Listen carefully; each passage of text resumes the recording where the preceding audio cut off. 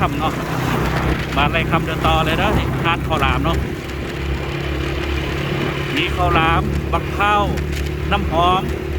บักข้าวเผา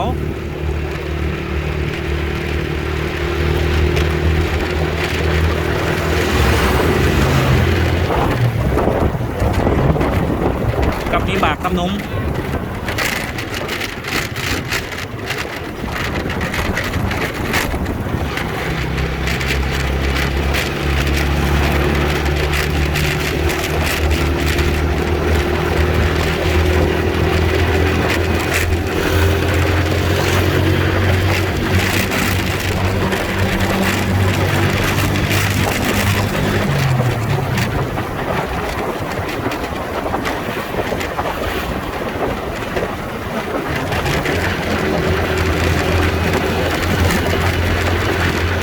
ไทยคำ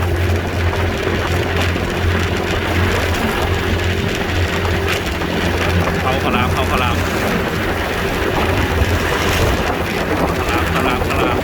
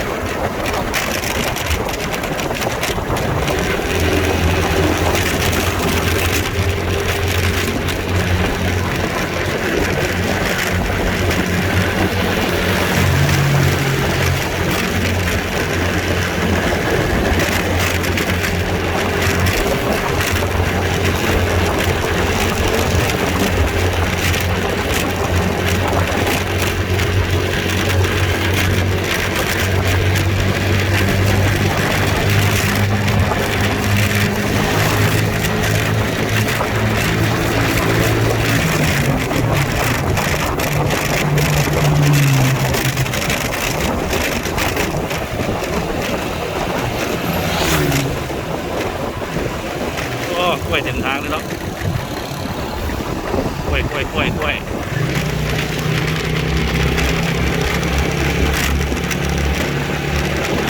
โอ้นี่หมากน้ำนมเนาะเต็มเลยเนาะหมากน้ำนมเนาะหมากน้ำนมนี่หมากน้ำนมดำกับหมากน้ำนมเขียว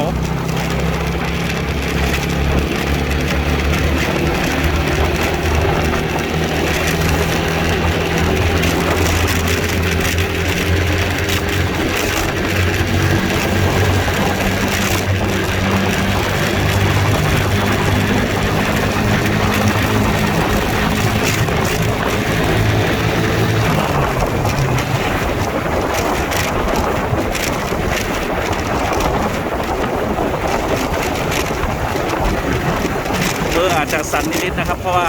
ขับรถเบอร์หนึ่งแล้วก็ถ่ายเบอร์หนึ่งนะครับเนาะอาจจะสั่นหน่อยนะครับเนาะ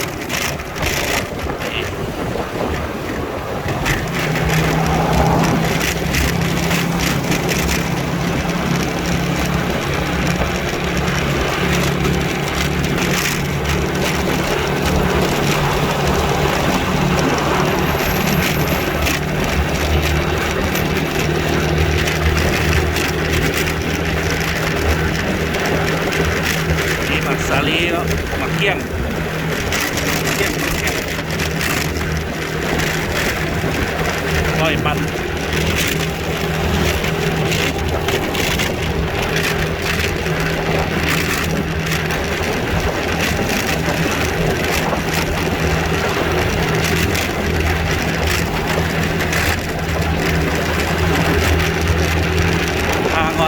อนยัง1 กิโลเด้อ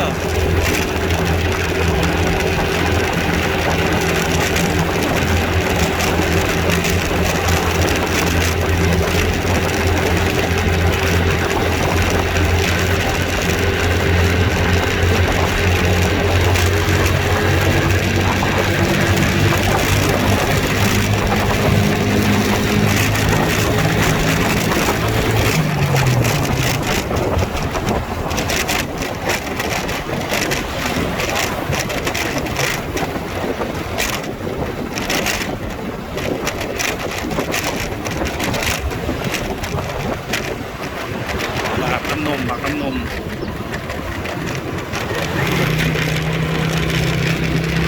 โอเคถึงหัวทางงอนแล้วเด้อหัวทางงอนเด้อ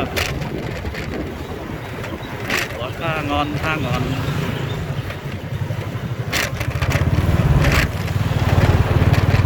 บรรยากาศ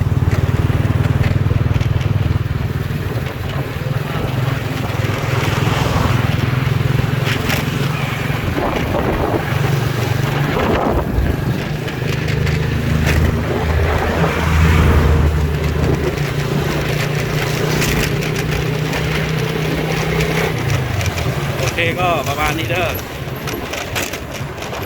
โอ้ยขับรถมือเดียวมันยากเนาะโอเคเจอกันอีพีต่อไปสบายดีบ๊ายบาย